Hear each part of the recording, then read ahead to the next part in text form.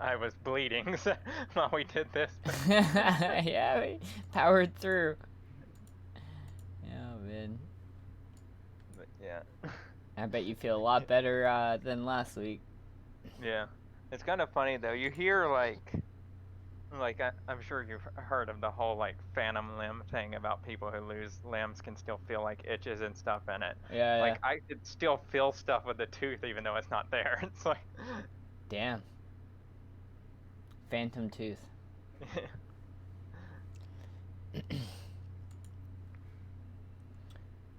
So how's Elden Ring going? pretty good. Good, good. Uh, yeah, I haven't. Uh, so I discovered the underground area yesterday. Uh oh. Decided I was too not low level, but I mean I could have done it, but it's just like this is not where I'm supposed to be. That and it's one of those scenarios that even if you could do it, this will be easier later, Yeah, and I don't need to do it now. I did clear a dungeon though and found an intelligence-based katana. Oh shit! Swapping it up. Yeah, so I am thinking about running or like doing a changeover to that because it does the same thing my katana does, but it can do it at ranged. So like the Yeah, unsheath ability of the regular katana, you can do that, but it sends like a magic arc and hits at range. yeah. That Uh, that makes things a lot easier. yeah, and also by switching to int, you unlock spells. Yep. And a lot of summons and shit like that too. Yeah, you get a lot more MP, or I call it MP. MP. It's called FP, Yeah, whatever. but We all know which what it allow is.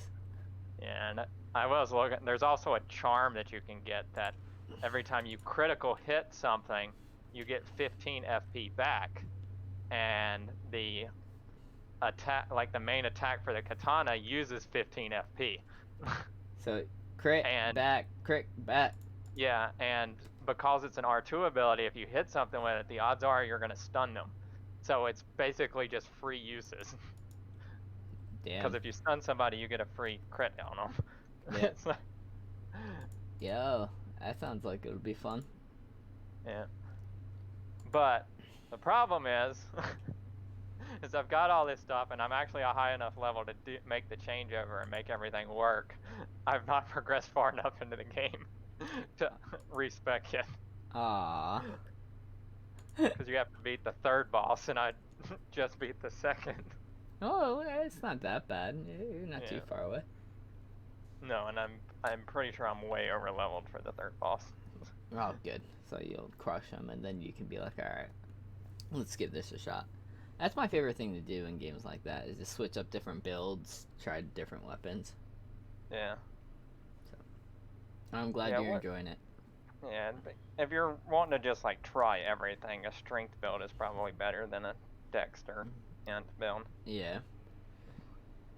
It's usually the way it goes in most of those games.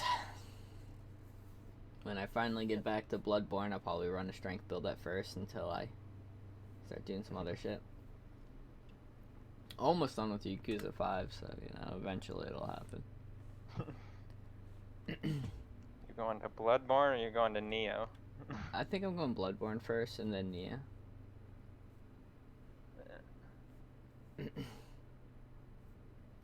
Just because, yeah, Bloodborne's supposed to be, like, before, obviously, Elden Ring was, like, almost the best From Software games. So, if I can't play that and enjoy it, then I don't know. Yeah. So is there anything coming out this week with RPG Time: The Legend of Right?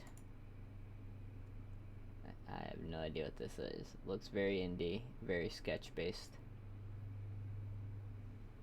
I'm seeing what you're sharing is your looks like OBS or I should supposed to be the screen. Yeah, I'm seeing your OBS in your Discord. Well, that doesn't help. Screen 1. What do you see now? There's the Alright. screen. RPG Legend of Right.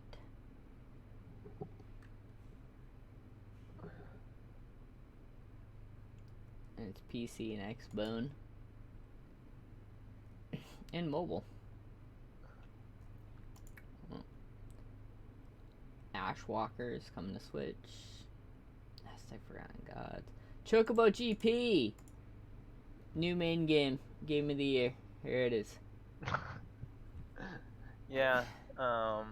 When this was announced, I felt like they missed an opportunity here. Because this is a Switch exclusive. The kart racing market on the Switch is already Mario pretty Kart. nailed down. Donkey Kong or Diddy Kong Racing, like. This was an opportunity to go to PlayStation and hit the kart market on PlayStation.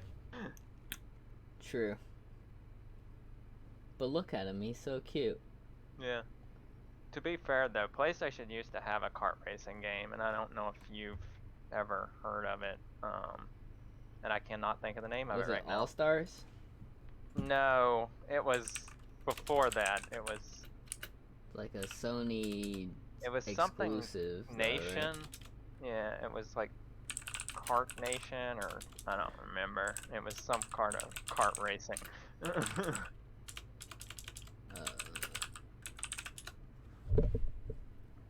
Mod Nation Racing, that's it. For PS3, me, my brother, and Ryan used to play this, and it was just like Mario Kart in the fact that, I mean, it was kart racing, it had power-ups and everything. But this was super moddable. Like, you could go in and mod the crap out of your car to make it look like whatever you wanted to make it look like. And you could do the same with your people. And then they had like marketplace where you would put up your stuff and people could download it, and the top like downloaded stuff would be featured in the hub and you could see it all. And there was stuff like some of the top downloaded ones were like Iron Man and Spider-Man, and that looked just like them. And then your cars, you had the Mystery Machine from Scooby-Doo and like the original Batmobiles and stuff like that. That's really cool. Huh. Yeah. So yeah, that was cool. And I'm actually a little surprised it's never come back with the second iteration. Mod Nation 2. We're coming. Interesting though. Yeah, it definitely sounds. You're right though. I didn't hear anything about it. So. But yeah, I was never really big into the racing stuff. Like, outside of like Gran Turismo, Need for Speed, like I don't hear Dirt at one point. Like I don't follow it, so I don't know. Yeah. Submerged Hidden Depths. Workshop Simulator. That's what I want. I do 8 hours of just work, and then I want to, on my free time, to simulate working in a workshop. Yeah. It reminds me, I actually saw a meme, like a webcomic meme type thing. Yeah. Earlier last week, and it was the first panel was this guy at work at like a grocery store complaining about wanting to go home and play video games, and then it shows you in the next panel playing video games, and it shows the computer screen and he's playing a grocery store simulator.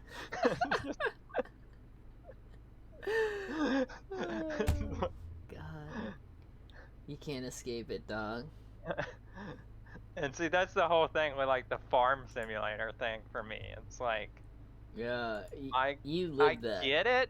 I get it. Like, people do, and I've heard it's like supposed to be one of the like most super relaxing games there is, and I get it, but man, I grew up in that. I don't want anything to do with that. I'm good. Yeah, I don't blame you. That makes sense.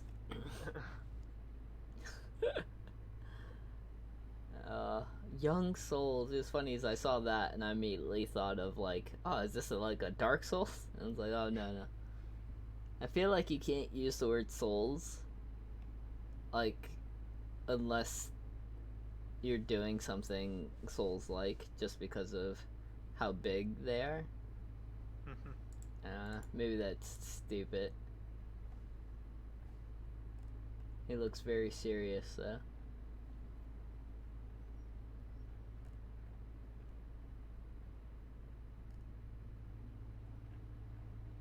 Looks cool.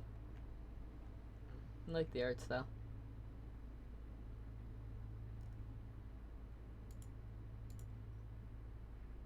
Oh, WWE 2K22. You gonna get that one? Actually, probably I will. Yes. Yeah, I figured. I know.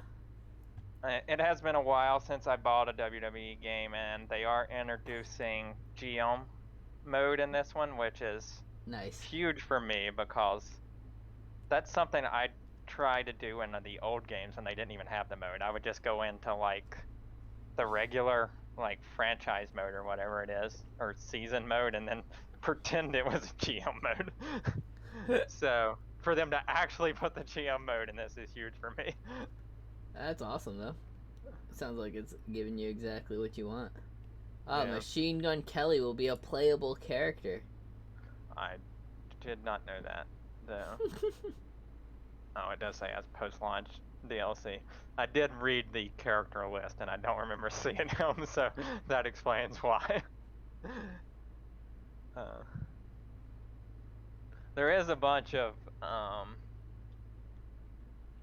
they are getting a bunch of flack, I guess, for their roster that they're putting into the game. Oh, now I gotta take a look. Literally, there is a Andre the Giant? Yeah. So right now, how could you have Andre the Giant? I expected to look at this list and not know anybody. Yeah, Batista? They do a lot of classics, but yeah, right now there's a woman, Selena Vega, who is she's one of the women's tag team champions. Okay. She literally has a championship belt in WWE right now, and they did not put her in the game. Wow, holy shit. NWO for life.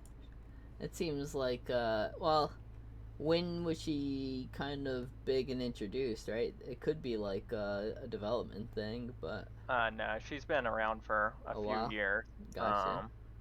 Yeah, the big thing... But then they couldn't put Jeff Hardy in. Yeah. Or the Hardy brothers in? Yeah, so here's another thing with that, since you don't follow. No. There's a bunch of names on here that have just been recently released from WWE. Diesel. They're not even in WWE anymore. And Jeff Hardy is one of them. He just got released like 2 months ago. Yeah. Like, these are names that when I was watching, like, some 15 years ago, like, I know. I didn't expect them to still be there. Yeah, so, like, Matt Hardy... Matt Hardy's not going to be on here because Matt Hardy left a year ago and joined the competition. So, nice. He's obviously not going to be on here, but Jeff Hardy is, even though he just got released. Brock Lesnar actually still wrestles. Wow, holy shit.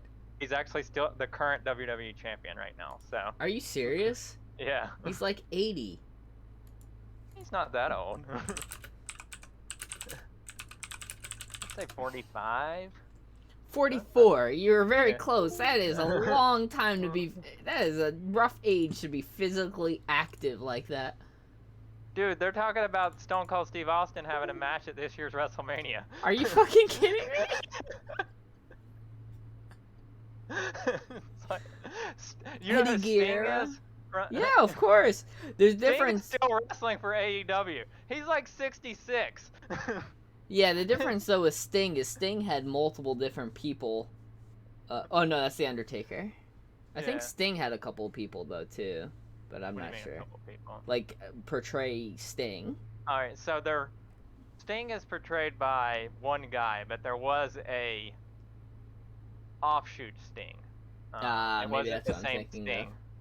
But yeah, I know this because Sting was my favorite wrestler growing up. So. Gotcha. Yeah, I like The Undertaker a lot, so...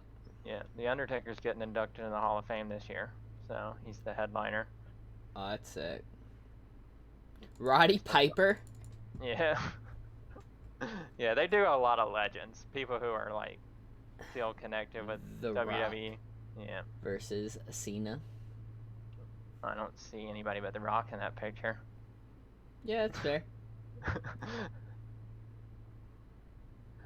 That's fair. Undertaker. Yeah. And if you buy the Immortal pack, you get 4 different versions of the Undertaker. Portrayed by every person. God. Stone Cold Steve Austin. And that's the bottom line. Yeah, It does it's Tide funny. commercials now. Yeah, they're like. It's funny that they're releasing an NWO version of this game as a throwback.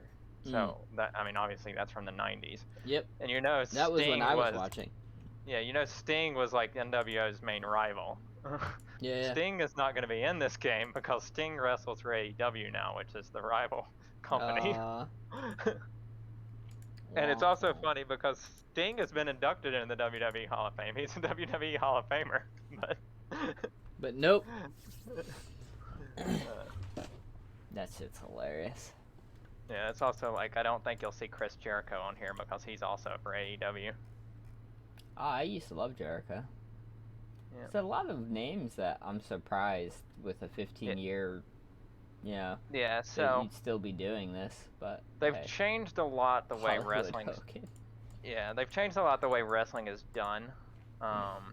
Nowadays, used to you had your big stars like The Undertaker and even when Cena came up, they were the ones carrying the company. Yep.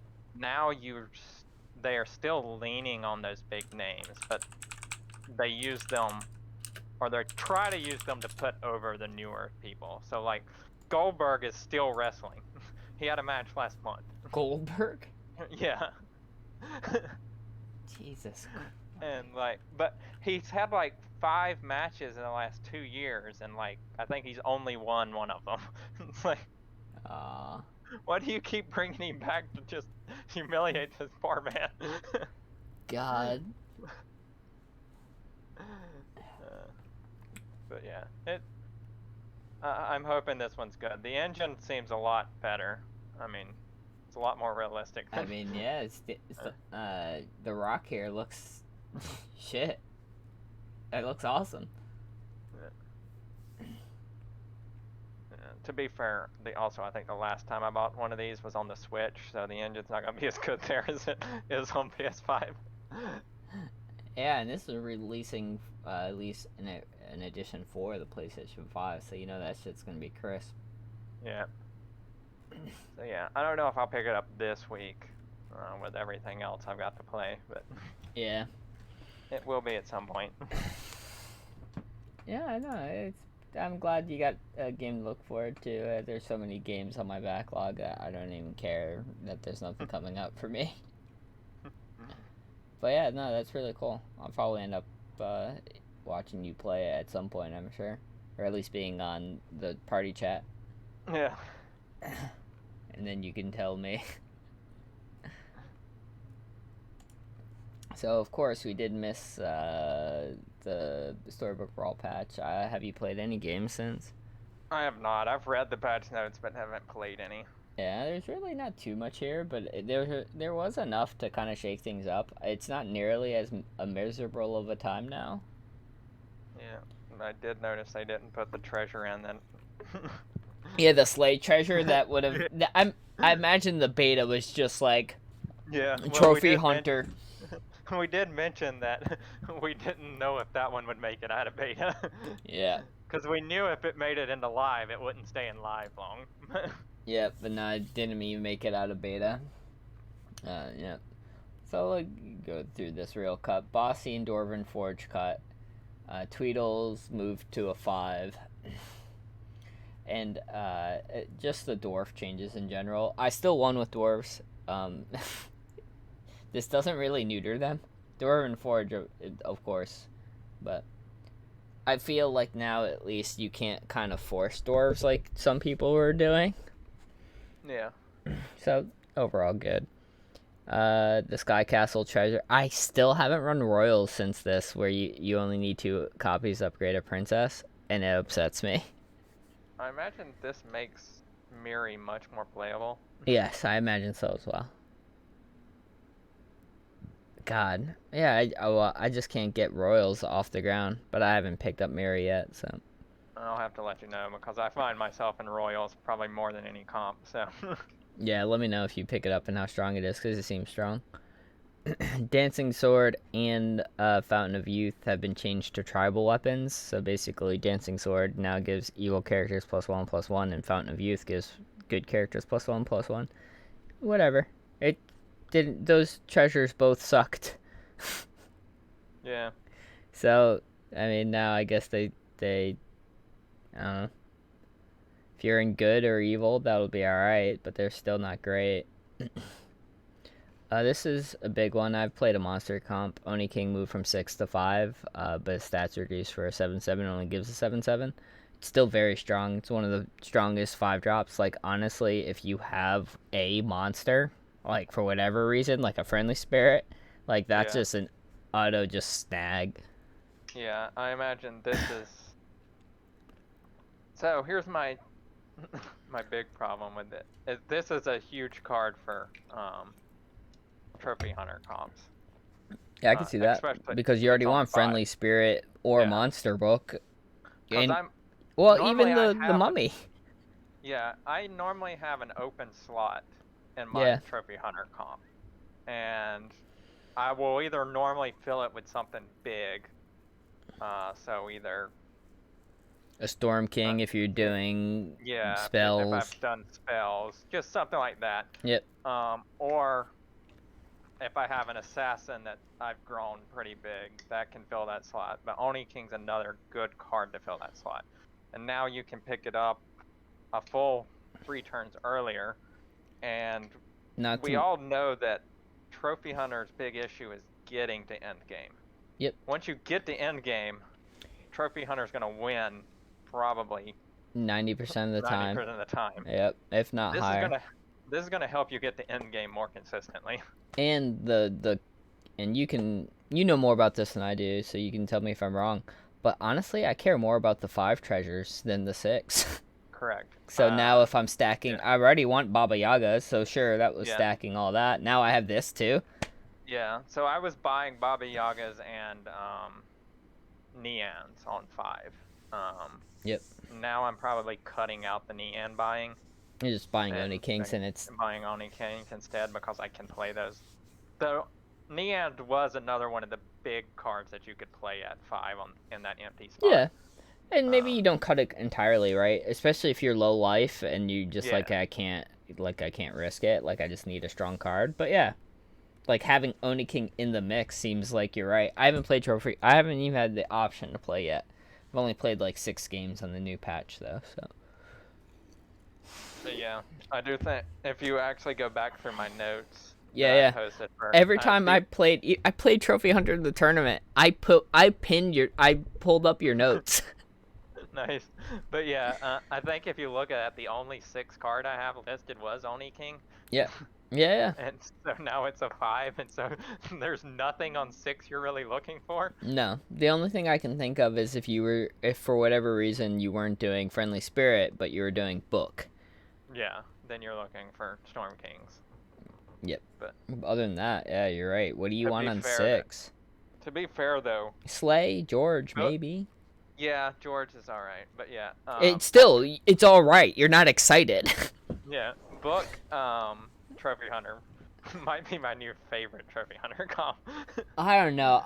I haven't played it, but the Mummy fucking Trophy Hunter comps are super annoying to play against. But it seemed like one of those things where if you're doing it, it also feels really good.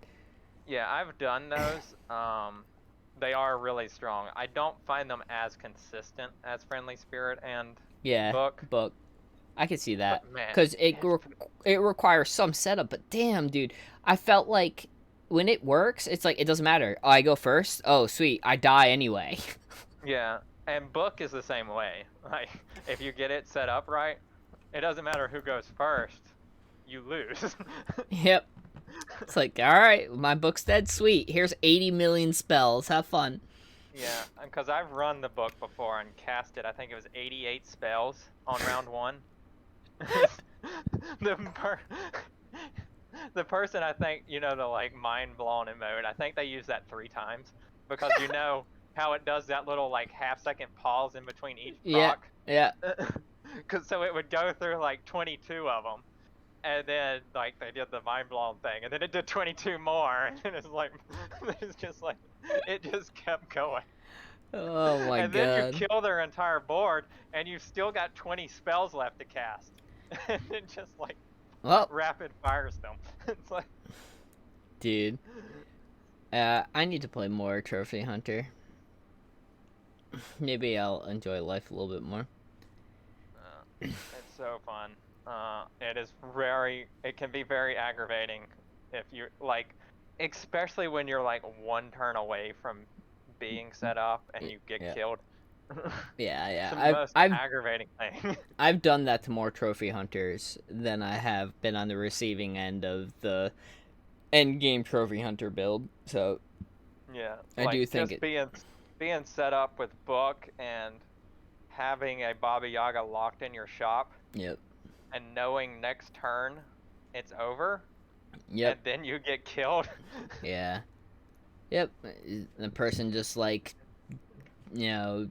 polys your fucking key card, and you're just like, well, that's it. Yeah, like I played one time and I was doing real well, and I had 17 health and I had a Baba Yaga locked, and I mean, you're not thinking I'm gonna die at 17 health. No, generally not. And they did exactly 17 damage to me. Damn. I'm pretty sure I quit playing for the rest of the day. I haven't played a game since. Yeah, they added some new cards. This one I haven't again played with because I haven't been in Royals, but it seems like it's good. It's Gingerbread Knight. It's a 4-mana 7/7.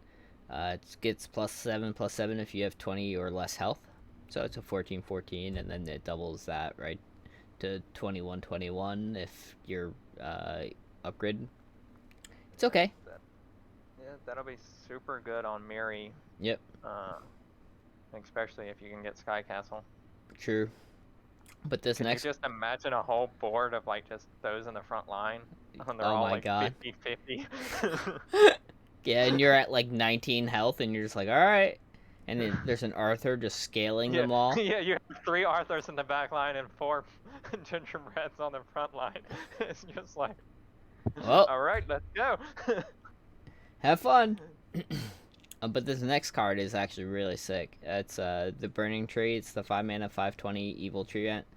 And when it bonuses to his attack, also add to my health. My first game in this patch was trees, and I won. All off the back of this card. So it's actually really good.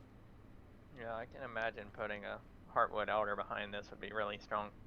Oh yeah, Heartwood Elder. I actually had I had the support horn with 2 Heartwood Elders. Yeah. Also really strong when you find Ashwood Ashwood. Elms. Yep. You don't need the round table anymore. Nope. Yeah, this shit Yeah, just I do grows. think that's a good balance decision. If you're not gonna bring round table back to 6, then Give us- introduce a card that can do round table without round table. Yep. It's not the whole board, but Still, it makes it viable. I finally feel like you can find yourself in trees.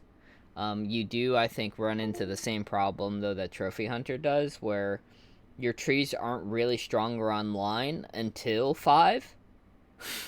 Yep. So if you definitely could be in a scenario where you're too weak and die before your comp gets put together. Yeah, there's still no mid-game trees. Yes, exactly. I see this being like, and what happened to me is I was doing Darkwood Creeper things, and then I was like, oh, this fits. Yeah. But you don't find yourself like in Darkwood Creeper things on purpose, right? You're just like, oh, I had the meteors, so it makes Darkwood Creeper automatically better. It's not. I don't grab like Darkwood Creeper very often unless there's a reason. Yeah, the only times I normally grab it is when I'm already setting on like 2 upgraded frog princes on turn 3.0 and there's one in there. I was like, I can make this pick. This is Yep. gonna survive a few hits. Yep. No, it makes sense. I like Darkwood Creeper by itself when I'm doing animal companion shenanigans too, or wizards familiar. I mean, Okay, yeah. I was like, not it's like animal companion. yeah, it's like I don't buy that for animals. It doesn't. No, it does not work as very well. All your animals are dying. You're gonna pick meteor. Meteor rings just to grow my black cat. Oh shit! Wait a minute.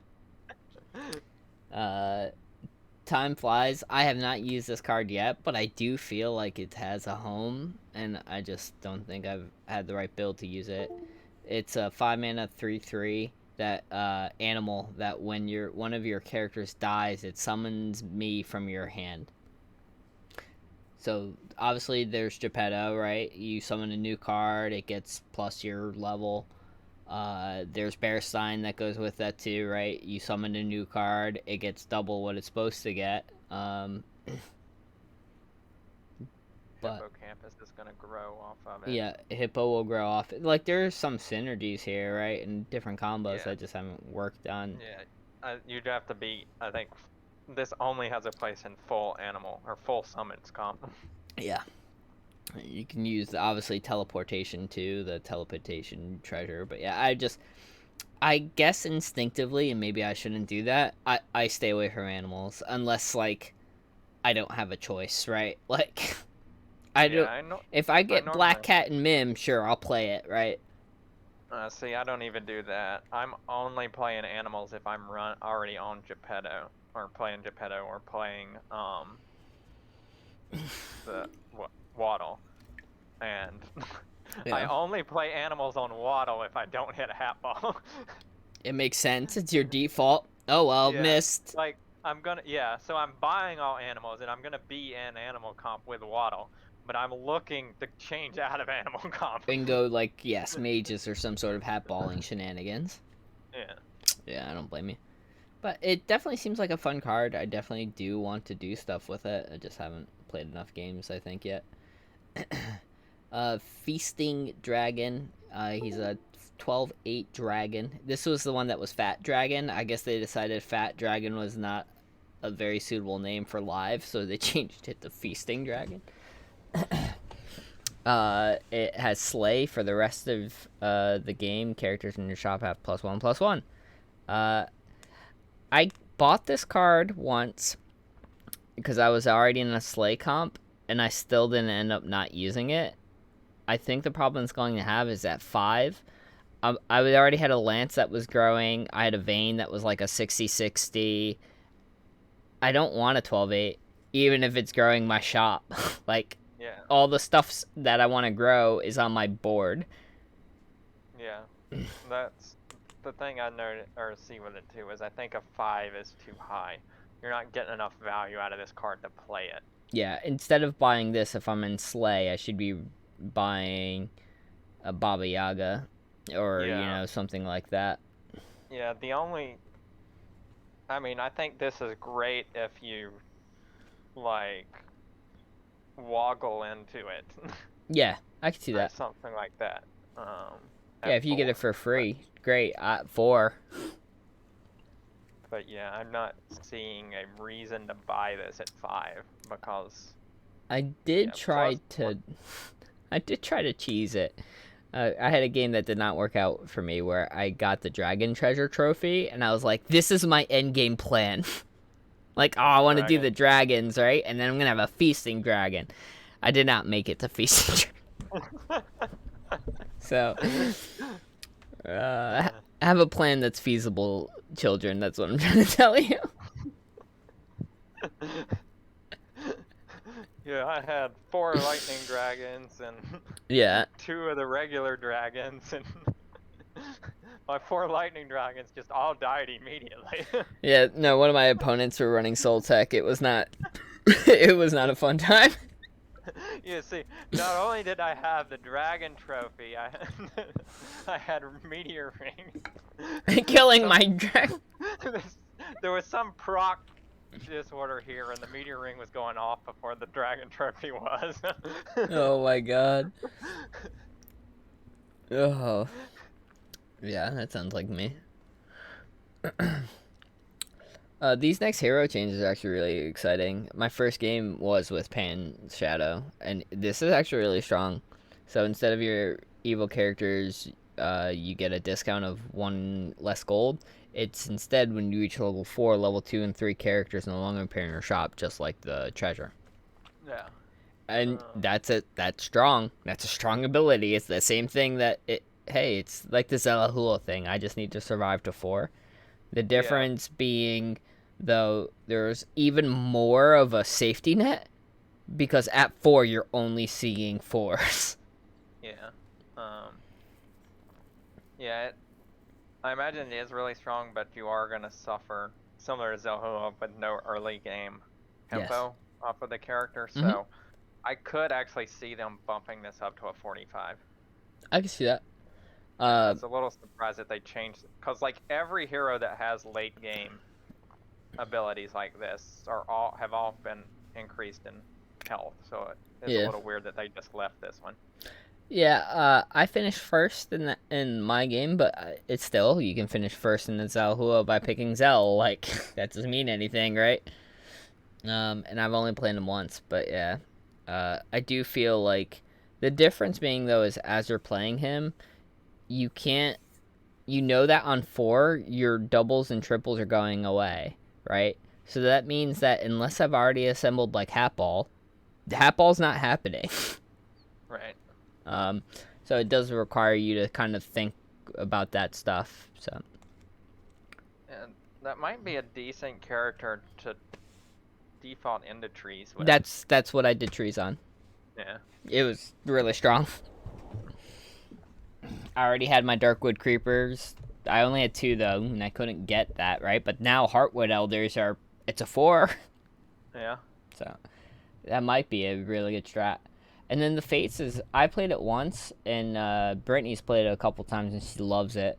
So now it's, instead of your upgrader characters have +5/+5, it's your upgrader characters have +3/+3, but the first character you buy is destined to upgrade. Which means that there's a specific extra slot that your characters will show up, like that they'll show up in. And my first game, I was telling her, "Oh, I finally get to play the Fates," and she goes, "Oh yeah, I really like the Fates. They're really strong, especially if you buy, like, based off your first shop. If you buy Blind Mouse." And I was like, "I didn't even think about that. Getting a guaranteed 4-drop treasure, like, at turn 2 or 3, and then in my shop it was a Blind Mouse." And I was like, "Oh yeah, I did really well that game." Obviously, Those are though. the best games, especially if you can hit another upgrade first, like Yep. your Cinderella, Oh and yeah. get or runestones, and then proc your blind mouse, and you have a 5 treasure 5. on turn 3. Oh my god, that'd be so sick. I've done that naturally, but you can set it up in this one. Yeah, you could do it on purpose a lot more than relying on luck. I actually Damn. did that in a trophy hunter game and got the Support horn? support one. Oh Yeah, my god! on 3. It's just like Well, GG. Oh man, that's gross. But yeah, it's fun. And then Avella is probably the lesser impact, but it's obviously still good. Your evil characters normally now have +1 attack for each animal that died, was the old one. This one has all your evil characters have +1 attack regardless, but then they get an additional +1 attack for each animals that have died this brawl. I see more Avellas. I also don't see a lot of them in the end game, so I haven't played it yet. So it seems in the 6 games I played, mediocre. Like, a buff's a buff, right? But yeah. But this was my thing with Avella. She didn't need more attack. no, she needed help. I was never struggling to kill things. Yep. Because almost every round that I would play in Avella would be a tie. Yep. And then you would eventually just like start to lose out by like one thing, and the chip health would just take you down. But Yep. you were never winning. Is the problem, because you don't have anything that's going to survive any attack. Yep. And evil itself evil minions themselves have high attack, low health. Yeah. So yeah, you don't really need more boost to that. I agree.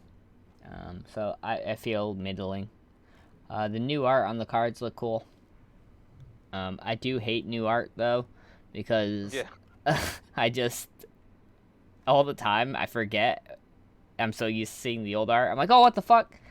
What's that? And I'm like, oh, At okay. least these are treasures and one Shoulder minion fairies card. Yeah. It's when they change the spell cards that get me. Yeah, I can see Because that. I'm just looking at spell art. I'm not reading cards. True, I don't know the name of my. I probably do know them now from sheer playing, but like, yeah, most of the time, like Mix-a-Wizzle's art has changed so many different times. Like, shit, I didn't know the name of it when they changed it to whatever that silver star thing is now. Yeah. So yeah, nah. It's cool. I will, and I do agree. I don't like this change. I kind of liked. Like, is it just me, or is like this? The Sky Castle looked a lot better previously. Yeah. Like this, like don't get me wrong. I'm not an artist, so I'm not gonna ever tell anybody your art's bad. Yeah, the first one looks like a sky castle. Yeah, The second one looks like an underground castle. Yeah. Thank you. That's the best way to put it. That's no longer a sky castle. Oh man. But overall, the game is much better than the last meta. I haven't really got enough games in just because there's so many other stuff I just rather do. I probably you're probably the same way. I imagine you haven't put too much time into it. I still haven't played since I rage quit like 2 weeks ago. Yeah, I don't blame you. Well, thanks for humoring me for that one. But yeah, like the game's in an okay spot. It's a lot better than it was. But yeah, there's just so much other shit I'd rather be doing. And honestly, I'm kind of interested to see what you take on this. Like, I log on to Lost Ark in the morning with my coffee. I do my dailies, like my bare minimum dailies, not my like the chaos dungeons and my Uma's daily task, and then I log out. I don't even do anything else. Yeah, that's how I've been for the past like 5 days as well. Yeah. Yesterday I did the dailies during D&D. Yeah. It's all right. I was trying to play some Yakuza 5, so I can't. Yeah, and Saturday I did the same thing. I had a D&D session, and so I did the dailies during D&D. So it's I'm not even logging into the game to play the game by itself. I'm doing it while I'm doing other things. Yeah, and for me, it's like I have my cup of coffee. I'm reading emails from work that I may have to do stuff on, and I'm just because the dailies themselves are mad easy, right? Pato's driving thing doesn't need me to fucking actually do anything. I just click and then it does it itself. Even chaos dungeons for the most part, dog. I just need like 2 minutes per level. Yeah. I think for me the biggest thing is obviously if I have time to sit down and play, there's other stuff I want to be playing right now. And it's it's not like Lost Ark's a bad game. There's just other shit I'd rather be doing. Yeah. And so the reason I've not been playing as much is because I'm having to go into the office and work right now. Oh. When I was playing was when I had some free time at work. Oh, I got you. Not working from home for the past few days kind of cuts into me actually doing anything on there. No, I hear you. And I usually will do my stronghold stuff at work, right? Because it's easy for me to, if I'm working, still do that stuff. But yeah, I don't know. Like I said. But yeah. I've unlocked the next section of the story, but. Oh, you passed. So you're past Yorn. What's the one past Yorn? It's like Felion, something like that. Yeah. Yeah, it's 960, I believe, and I'm like 980 now. I'm not even 600. I'm close to 580, but. Yeah. So. Yeah, doing my dailies now, I literally get enough stuff to upgrade one time. And if it fails, it's just like, well, screw you. You ain't doing shit now. But yeah, and I'm not even that concerned with it. Once again, we've reached the thing where 3 of us have made it to end game. Yeah, no one else has. Yeah, so like we can't really. Can't do really anything. do anything, so No. I'm not putting too much into leveling up until someone else does. Yeah, I mean, I'll eventually come back and finish the story, I agree. but yeah, like I Yeah. said, too many other things at the moment.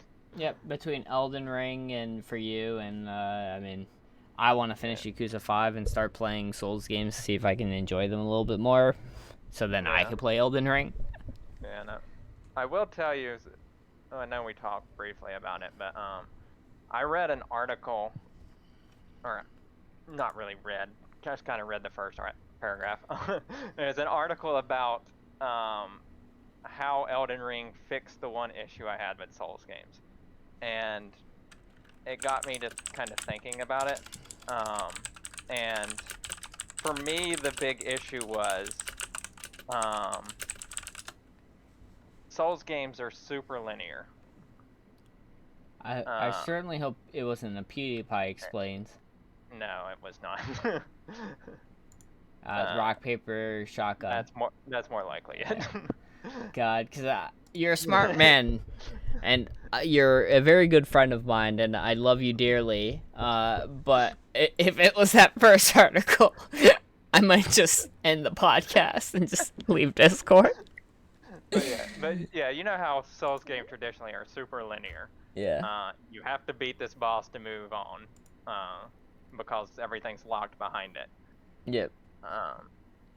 Elden Ring is not like that, and it goes back to the open world thing, because I don't know if when they first announced it and they announced open world, I had my first instinct I think was the same as most people's, and it's like, open world, is that gonna work in a Souls game? And like I said, it not only works, but I think it helps, Yeah. especially people that are like me, who I'm not one of those people that can sit down and just try a boss 200 times in a row. I am. It's the ADD though, so. But that's just like the other night we were in chat together and I was playing and I tried that boss like 30 times and couldn't beat it. And because Elden Ring's open world, I just went off and did some other stuff. And then came back and beat the boss in a few tries after that. Yeah. No, I can understand how that would make it a lot better, right? It's no longer I have to force myself to get through this, otherwise I can't do anything, right? Or now I have to grind on mobs until I'm leveled up high enough to do it, which is, it's boring. Yeah, and so now you don't have to grind those levels out. It's like, oh, there's dungeons here. Let me go run a dungeon. And dungeons are typically more easy. I did fight a boss in a dungeon last night that was pretty difficult. Yeah. That was the one that dropped the katana. Oh, shit. At least it sounds like you earned it. Yeah. And there is one boss that I found. They're the bosses that teleport you to another dimension, and you have to fight them there. Yeah. Yeah, that boss is staying until end game. First off, it's optional, and second off, I never got him to phase 2. He just destroyed me. Yeah. No, I get it. I'm glad that that is a better solution, right, for more people, right? And it works for both parties. The people who like to, bang your head on it, well, go ahead. Nothing's stopping you, right? And the people that do not can be like, well, I'm gonna not do this right now. I'm gonna go explore and get stronger naturally. Yeah, like I saw another article about some guy who, so I had read that on Reddit, there's a bunch of people like talking about how the very first story boss is super difficult. And it has like scared a few people. And this one guy went and just explored around and did everything he could before he went up against the first boss and was level 93 before he even tried the first boss. Jesus. And at that point, you're just like, well. Yeah. shit's gonna be a lot easier. I will say, like I did tell you about the guy I watched that streams, and you know how he took 106 tries on the first boss. I was watching him today, and he was on the second boss, the one we were in chat with the other night. Yeah. And I think that one took me probably about 30 or 40 tries. Yeah. He was on 60 when he finally gave up for the day and had to quit his stream. And he still hasn't beat it. It was funny. Like I watched him through like almost all of it. Yeah. I think I missed like the first 3 attempts because I was driving to work, and so when I got to work, he was on like attempt 4, and he was like, he gets through it, and he gets about a third of the way through the boss's health bar, and he's starting to figure out the patterns. And he's like, yeah, I think we can do this in less than 15 runs. And I'm sitting here thinking, he hasn't even got to phase 2 yet. You know, phase 2 was where I was having the problems. Yeah. Yeah, and then as soon as he finds it. Yeah, and so I was like, there's no way he's doing this in 15 runs. It's like, Yeah. I was correct. He is now in the 60s. But has he done it now? He is consistently getting to phase 2 now. Oh, that's good. That's the good feeling, though, right? Where it's like, you feel the progression. He's not doing it quite like I was, though. He's not making it to phase 2 every time without getting hit, because I had gotten it down to that part, but then phase 2 was wrecking me. Yeah, but that shows you enough progress. You'd be like, all right, I got phase 1 unlock. I just gotta learn phase 2, right? And then I'll get it. To be fair, he is also doing it differently than I was. So the way I fought that boss is I stayed back and then would let the boss come to me and dodge his attack as he came in and then attack him. He's staying really close and dodging the assault of attacks, because he unleashes like combo attacks when you stay in close. Yeah. And so he's dodging all of those combo attacks and then attacking. Damn. But he does do another attack when you're at range, like I was, that you have to dodge, and he couldn't ever figure out the timing on it, so he would never be able to dodge it, so that was why he decided to go in close. Yeah, it's still... yeah, to each their own. That's right. Man, you still need like a premium prescription or a subscription prescription. Yeah, like I said, I didn't really read the article. It was more of the headline that made me think of what I was talking about. Yeah. And I don't know if that's what they're talking about, but yeah, that's the change to open world is what fixed the game for me. And who knows, maybe after playing this one I can go back and play the other ones. Yeah. Yeah, I did make it through Code Vein. Yep. Yeah, it makes sense. Yeah, and maybe it's just about finding a build that you even like, because Demon Souls, I was playing through it, and I didn't have any problems with it. I was making good progress, and just stopped playing because I was playing a mage build, and it just wasn't that interesting. It just felt like you were cheesing everything. Cheese feels good, though. I love cheese. It's delicious. Yeah. But yeah, everyone's different. Yeah, I think you're right. I think half of it is finding a combat style that you enjoy and then making it work. But yeah, that's awesome. I'm glad you've been liking, Elden Ring. Yeah. Yeah, I've been banging against Yakuza. You've been you doing Gran Turismo too, or no? Yeah. Oh man. I played that mostly all day Saturday. Yeah. Did you use your brother's racing gig, or? No, I'm just using controller. Gotcha. Because that's what I'm used to, but I did turn off all assist. So like racing games standard have like assisted braking, assisted steering. Yep. I'm just like, nah.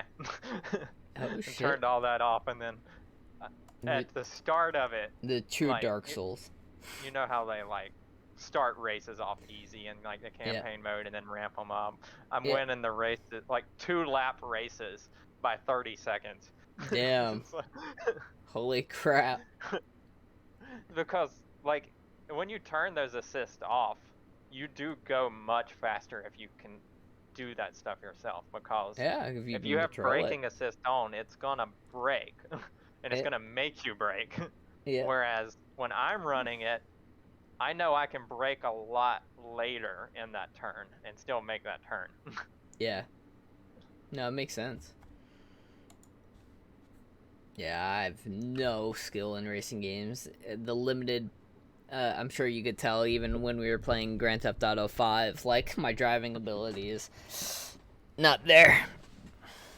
Yeah, I am surprised I'm doing or have done as well as I have without any of the assists, because on NASCAR, I would turn all the assist off on that as well, but that's just driving in circles. And there are a few road courses on that, but I would always turn like minimal assist back on for road courses, because I would just like overshoot turns and stuff. So I was a little worried about that going into Gran Turismo, because it's all road courses. Yeah. But no, haven't had any issue with it.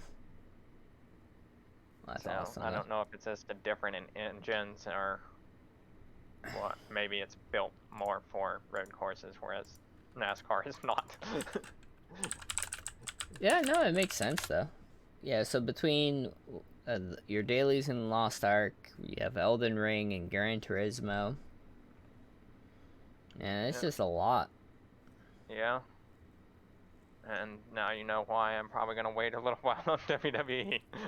Yeah, it makes sense. Is there anything else that you're aware of? I just googled video game news, and this one seems interesting. Apparently, video game publishers are cutting off Russia. I haven't seen that, but also not surprised. I did see that PlayStation may be stealth rolling out Project Spartacus. Some people have already reported having free subscriptions to PlayStation Now. Holy crap! I should take check a that. look. Yeah, I'm gonna go take a look right now. Oh man. Mega sale for the Switch games. I don't really care about that. Lost Ark devs revealed MMO's first roadmap. Oh shoot. Well, I clicked on that and it says the page not available. Well, I guess not. God of War TV series is in the works. Yeah, I've seen that, and who do you get to play Kratos, dog? Christopher Judge, the guy who voices Kratos. Yes, I agree, but Hollywood is not very intelligent. Yeah, but he's also has experience doing that stuff. He played Tilk on Stargate. Most voice actors are actors. Like, they are not like, you generally... No, but I'm saying he does have experience in the action genre to start with. Yeah, so I got you. Like... It's not like he's a bad take. I'm just saying, like, Hollywood's stupid. If you were to typecast him, you would typecast him into that already, into the Kratos role, so just give it to him. Oh, man. That would actually be really cool. He is getting a little up there in years, though, so that might be the reason not to. Yeah.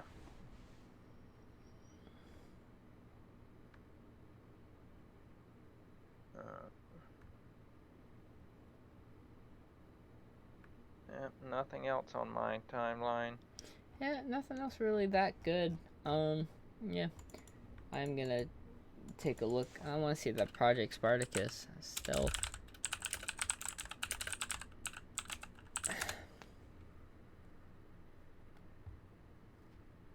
Yeah, nothing on that. But yeah, I'm gonna go check mine as soon as this is probably over. So yeah, let's talk about the D&D portion. I can't talk about the new episode of Critical Role because I didn't see it. However, I haven't watched it either, so I did see the one shot, or some of the one shot of the Elden Ring one they were doing. I didn't watch that yet. Dude, it's hilarious. They did have Brendan Lee Mulligan on there, who was Yes. hilarious to start with. Yes, 100%. Yeah, you already nailed it. It's worth the watch just for him. And yeah, he played. So I've told you about the that game show. Actually, yeah, he's one of the recurring contestants on it. He's also a producer, so um, yeah. he knows the show in and out. And there's a running gag on there where he will say something which is technically correct, but not really what they're going for.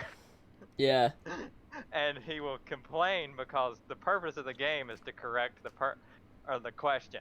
And he's like, I corrected the question, why am I not getting points? And so he has a tagline on the show, and he says it in almost every episode he's on. He's just like, and he'll look at the camera and he'll point, and he's like, get in the comments. Yeah. So I'm really hoping at some point in the one shot he says that. Oh, God, I don't remember that. I'm only about halfway through, so that's what I'm currently have up. I'm gonna finish that before I do last week's episode. So I'll let you know. But Yeah, I'll probably watch it at some point. it's but yeah, good. being at work or having to go into the office and stuff. Yeah, man, that sucks. Is it this whole week or not It to depends touch on how too quickly much? I get it done. Yeah, I mean, Yeah. at least what I'm working on is cool. I'm programming a robot. So Yeah, that's awesome. today I got it to actually swipe a credit card, Oh shit. which was what we thought was going to be the hardest thing. So everything else now should just be Cake. Hopefully. Knock on wood. That's awesome. Yeah, because that's the hardest thing, because you've got to get it not only in the right place, and a credit card slot is only like 1 millimeter wide, so there's no room for error there. Yep. But you also have to have the angle exactly right, because it's not just a straight 90 No, it's degree not angle like 90 degrees, push it in. Yeah, that would be way too easy. Yeah, and you're doing all of this in like a Cartesian coordinate space. And robots are done not in just an XYZ that you think about, but they also have an RX, RY, and RZ, which is the rotation. Yeah, makes sense. So it's a 6-point coordinate system. Jesus. And it's in radians. Really? Yeah. It's like, come on, can't we do degrees? No, degrees would at least make a lot more sense. Holy shit. Well, I'm glad you figured that shit out. It just proves the fact that we already knew you're smart as fuck. Jesus Christ, that couldn't be me. Yeah. And it's even more complicated because we started by doing our competitor's dispenser instead of our own. Nice. For reasons, but there are reasons for it. But yeah. Not only is the dispenser off by like 15 or the card slot off by like 15 degrees, it's also, or in the, we'll say, X axis, it's also in the Z axis off by like another 5 degrees. Jesus. And so it's like, and then if you move the card in that way, you also have to rotate it on the Y axis to get it back level. It's just jeez. Dude, that is so much. Like, it sounds, maybe it doesn't sound simple in theory, but the more you know about programming, the more you're like, that's a fucking nightmare. Yeah. Luckily, how I did it, and we're turning the podcast into a technical speak? Dude, that's cool with me. But yeah, how I did it is I actually physically went into the robot and moved the robot to the point, or near to the point. Yeah. And you can actually change the code on the robot screen, so I don't have to like do it on my laptop and then import it into the robot and then run it, and then so you can actually change the code there. So I got it as close as I could just by eyeballing it initially. Yeah. and then moved the robot to that spot, and then did just basic like 1 millimeter changes at a Yeah. time. That makes sense. It's a And lot of so, trial and error, but that's gonna yeah, save you a lot of and then time. when you get it to the spot you need it, you lock it down and you put that in. Our biggest challenge is that we're doing this, like I said, all in an XY coordinate space. But what happens if somebody moves that dispenser Yep. over Or an inch? yep. So now none of The yeah, slightest tremor. yeah. So the other thing I did today was map everything in relation to one point instead of everything to its own point in space. Oh, that was So smart. now Now it's I have this anchored to an existing point. point, Yep. and if the dispenser gets moved, I only have to remap that one point Yeah, instead you of map every the point. anchor instead of yes. That is super Yep. smart. Yeah. And then we got to thinking something else about, well, what happens if the anchor doesn't get moved, but the dispenser gets rotated slightly? God. This is a And so, level 4 earthquake. yeah, and so that brought in another idea which I had, and we can map 2 points on the dispenser that like touch specific parts on the dispenser, the robot arm, Uh, and then move the dispenser to where those 2 points are touching where they're supposed to be touching. yeah, So that'll that work. way the points are always going to be right because we just moved the dispenser back to where it's supposed to be. Man, that is a lot of forward thinking. Oh, I'm glad you got the bulk of it done. I hope that means that you're only really stuck going into the office for like this week, and then you can. Yeah, I think our goal by the end of this week is to have everything where we can FTP it um, onto the robot. So Nice. then it can be done from home, and then it can be remotely sent to the robot, because our ultimate goal in this is that we want this to be as remote as possible, because we have teams in India and teams in Argentina that will be using this. So No, we yeah, need this to run remotely. yeah. No, it makes sense. I'm glad that you're making good headway. Yeah. That's really cool.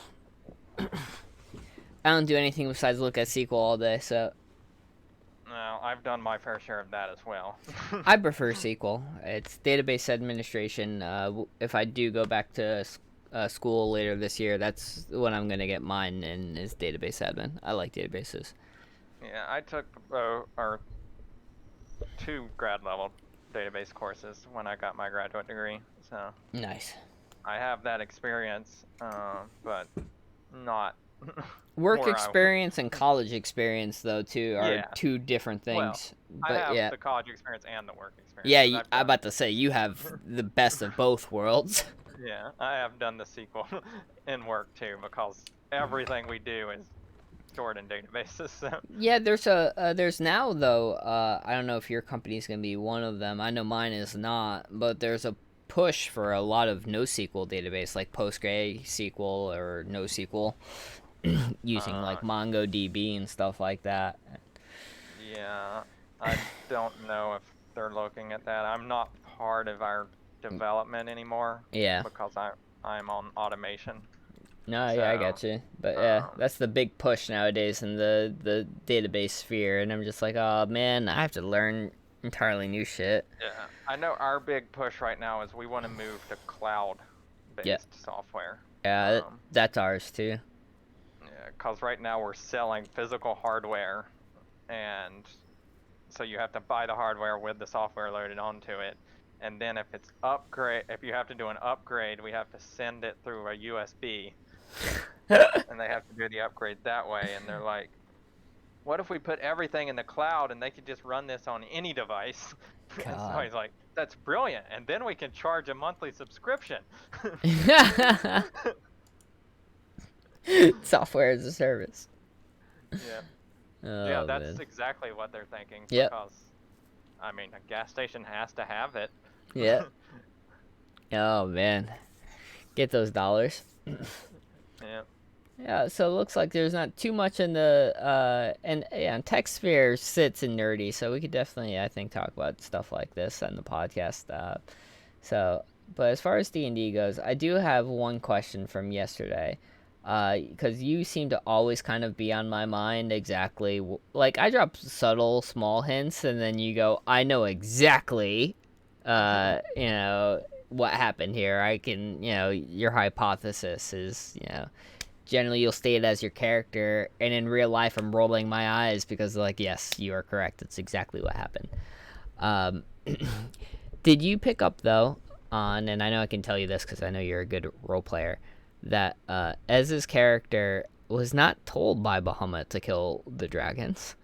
He keeps thinking that like Bahamut sent me on these quests to eradicate.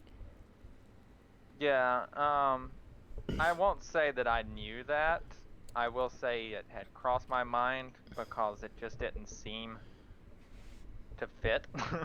Yes. uh, why would the platinum dragon send somebody to kill the rest of the dragons? Yes. This is also me knowing that Muhammad is a platinum dragon, whereas Yeah. most our characters don't know that. Yes. But yeah. So yeah, my character wouldn't have questioned it. Also because she doesn't have any knowledge of the religious Yeah. fear of this continent.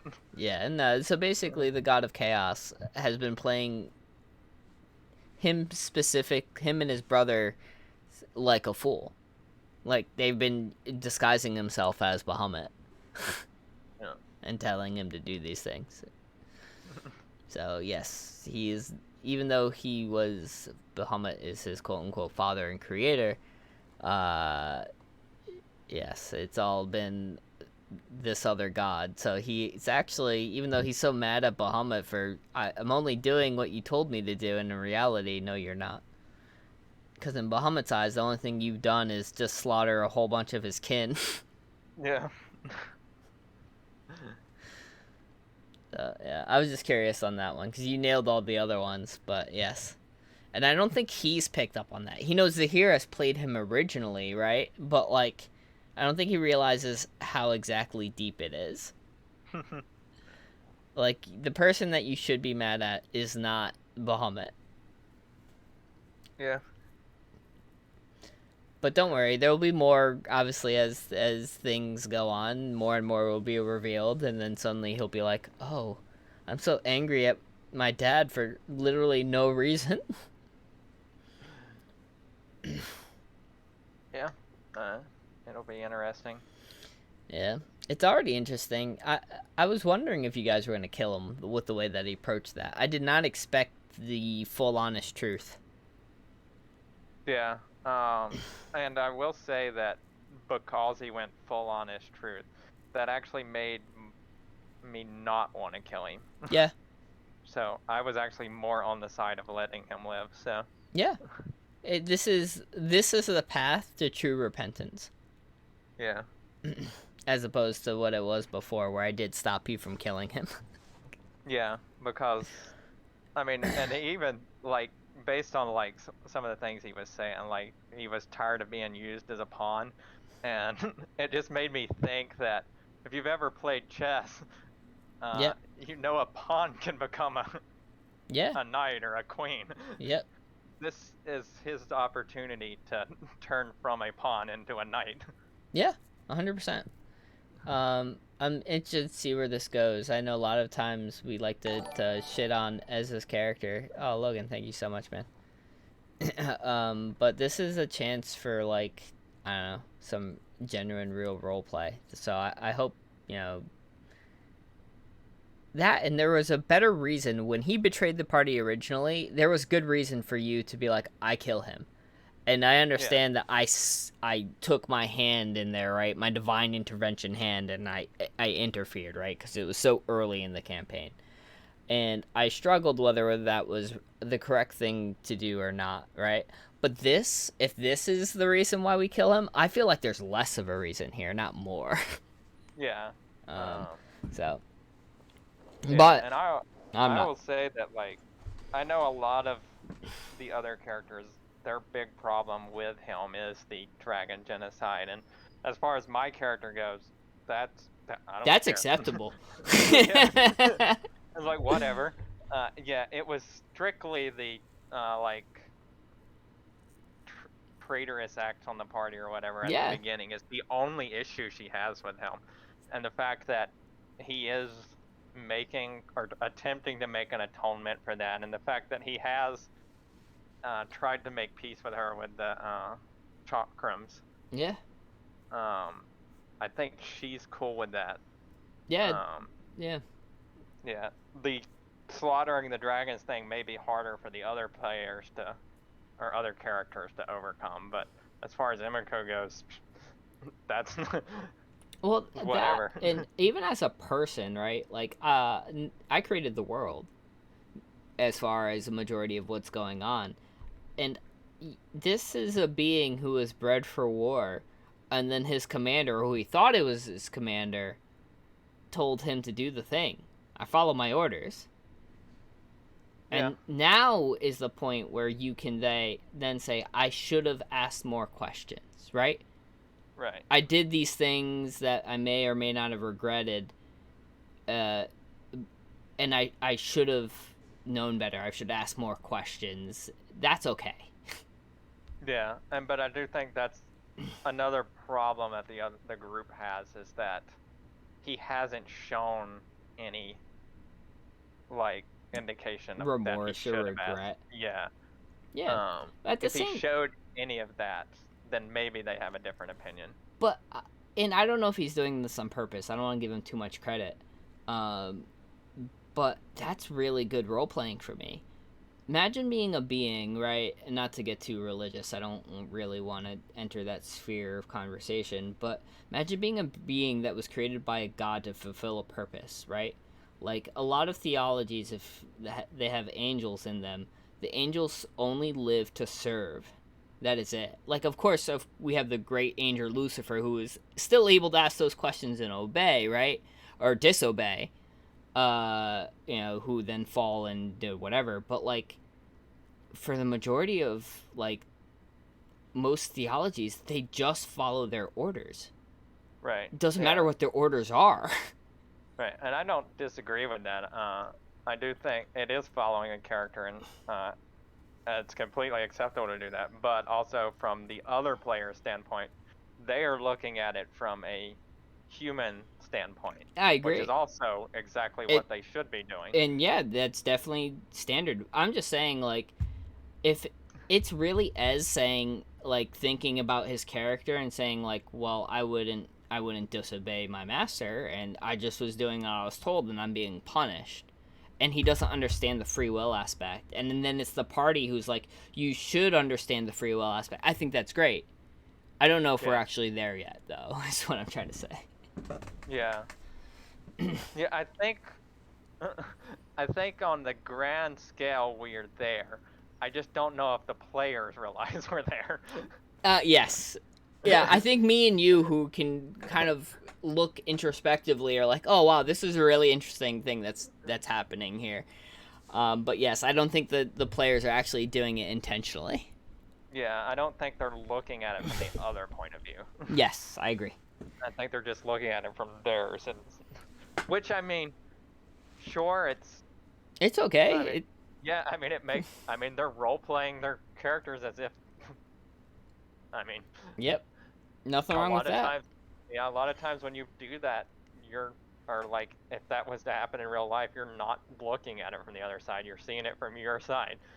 Yep. So, like, Donar and Silver, they're looking at it from a mortal perspective and, I mean, you hear, even in real worlds, that people should question orders if they're not yes, as someone who was in our United States Air Force, one of our prime directives from the UCMJ is to follow orders. However, if an order violates any of the Geneva Conventions or anything like that, then we are to not follow orders. Yeah, there's a whole movie on it. What is it? I think it's got, is it Tom Cruise in it? Yes. Where Yeah, a whole thing where they have a whole trial about Yeah. these guys You who are can't just handle the following orders. truth. Yeah, and that's exactly the thing. And so, from a mortal perspective, you're looking at it from that, where you should question orders. But from From his an perspective, angelic perspective, that's not the same that's not, it's unheard of. thought. Yeah, it's not the same thought process. That would never even come across your brain, as I have a choice to not do these things. Yeah. So yeah, I don't know. There's in the Islamic faith, there's a thing too where angels are bred to almost serve like their God's will, and that brings them happiness.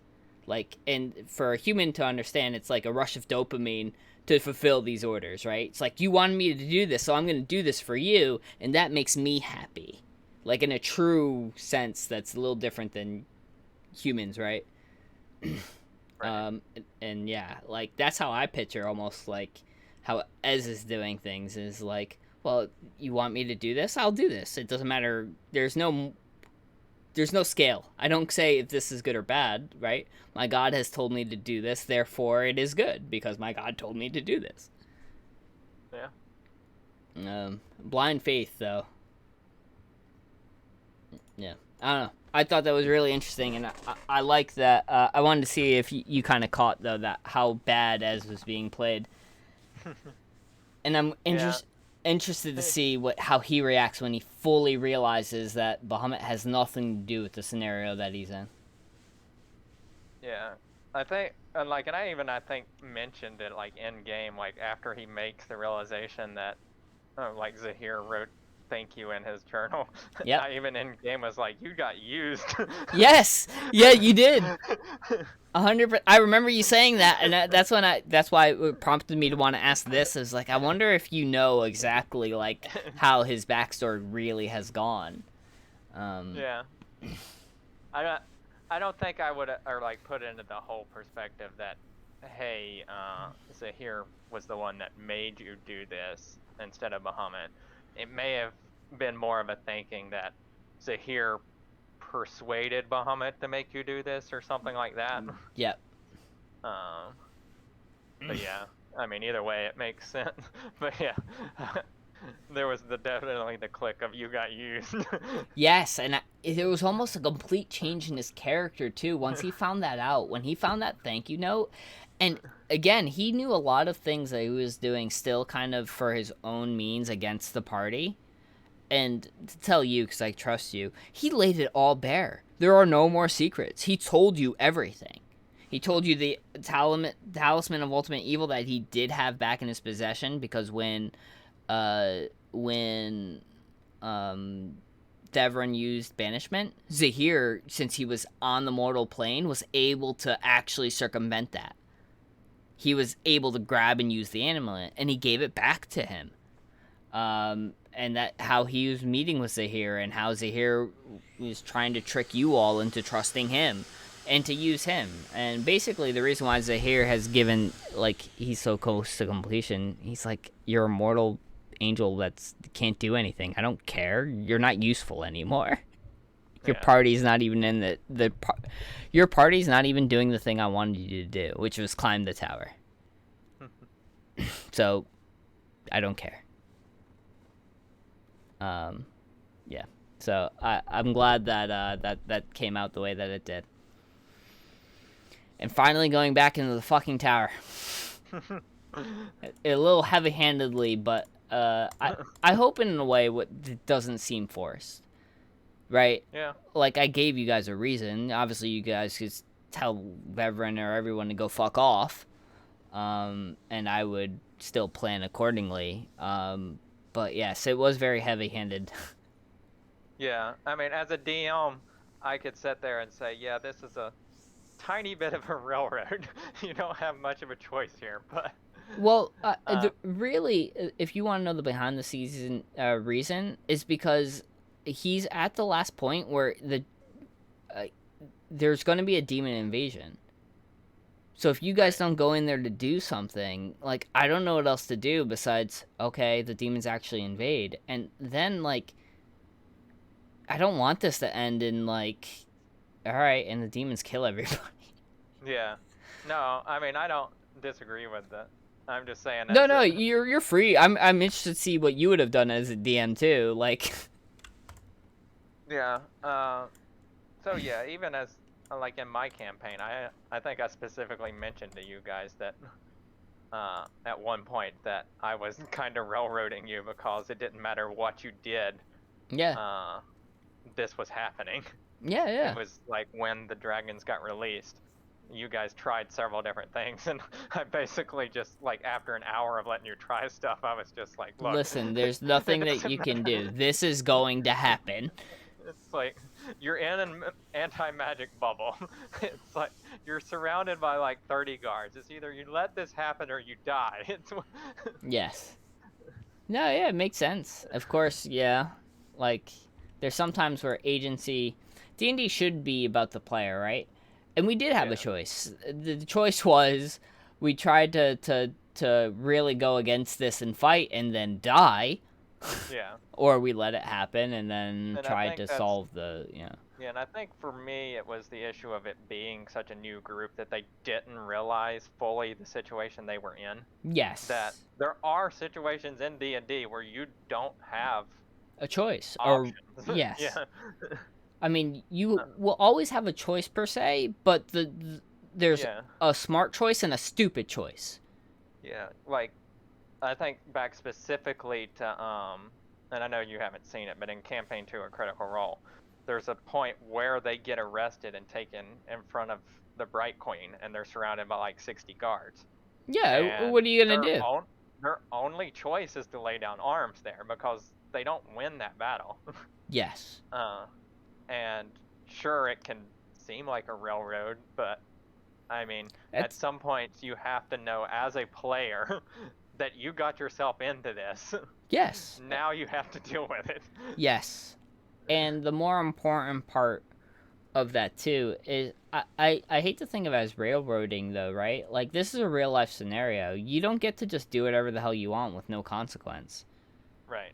Yeah, if there's 80 guards on you now because you're public enemy number one, like, what are you gonna do? Sure, you could try to fight, you could try to run away, but you will die. Yeah.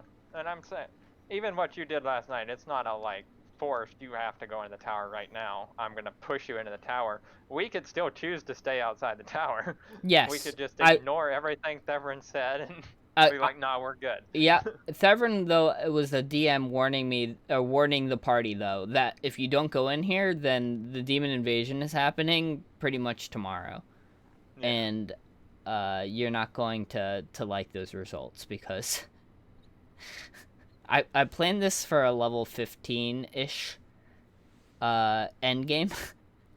So like one of the end game demons before like grass, of course, is a Baylor. You guys can't Yeah. take on a fucking Baylor.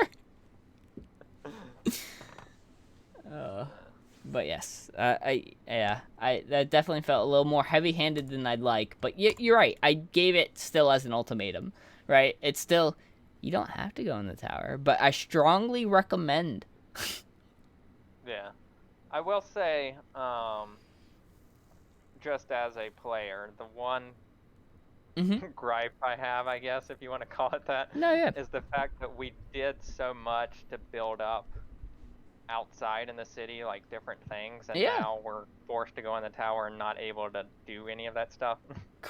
I mean, yes. I mean, in terms of all that work that you guys have done, we've struck oil. There's an industrialization that's going on. There's a new mayor that's put in. You've put up a dojo that's been wanting to also see classes that now are put on hold. Yeah, the Um, whole like arena things, yep. And then we started the arena stuff. the guild Um, hall, or like building that up. Yep. The problem was that when I rolled for the dragons is the dragons can potentially be here on this plane. All right. So I didn't want that to happen yet because you guys are only level 5. So yes. I'm hoping though. I don't want to do like a hard railroad. I might do even something similar to like a almost like a semi-peace, right? Like maybe we stop the immediate threat inside the tower, and then we can come back and kind of do the fruits, the finish off our projects that we were doing, our individual things, right? Donar with fixing, of course, the as mayor, the treaties with everybody else, you with teaching people the arts, and of course the killing dragons, doing the arena things with more, how many dragons do we have. Everyone has kind of like almost their little side projects outside, right? So I don't want this to be like, okay, I'm forcing you back in the tower and you're going to do this until the campaign's over and then we're done. Really what I think I'm planning is something to kind of halt the immediate threat that I've created, because I don't feel right as a storyteller to have put this stuff in motion and then lied to you guys and pretend that it's not. Yeah. Like it didn't happen, right? Oh, never mind. The Black Cloaks aren't actively trying to get the demon invasions to happen, right? That doesn't sit well with me, right? Because I literally started something, and these characters are doing those things. Yeah, like, since we do kind of have like the same brain thing, I think I can tell you like one thing. Something that could be possible is like we do meet a metallic dragon who does have an idea to slow things for a while. Yes, I'm gonna be real with you because I know you're not going to. That's exactly what I'm setting up. Yeah. I'm setting up a midway point. It's not going to be on the first level. But it's going to be on, I think, either the Fae or the next one, the third level. Where yes, the potential to there's a very strong way to just meet a metallic dragon who says, finally, I have people that want to help my situation. Here's what I've come up with on my side. This is what you need to do on yours. Yeah, and it wouldn't be like an instant fix, but it could be something that slows the progression down. It's like, hey, this will tide you over for a few months. Yes, now you will have time, right? And then when you are ready, and this in a couple months to build up stronger forces to deal with this, then we can handle it. Yes, that is the current plan. Yeah. Because you're right. I hate to see. I'm not trying to undo the work that you guys have done outside the city, because I think that's awesome, and that's where a majority of the role play is. So, yep. Yeah, same brain. I'm not surprised that you're already fucking there. Oh, man. But I don't have anything else to really talk about for the podcast. Do you have anything you wanted to mention? No, I think we covered a bunch. Yeah, we did. This was a long one, which is awesome. It's an hour and a half. So I'm going to throw that on there. I hope everyone has a good week. And hopefully we'll see you next week with some more interesting and fun stuff to talk about. Take it easy. See ya.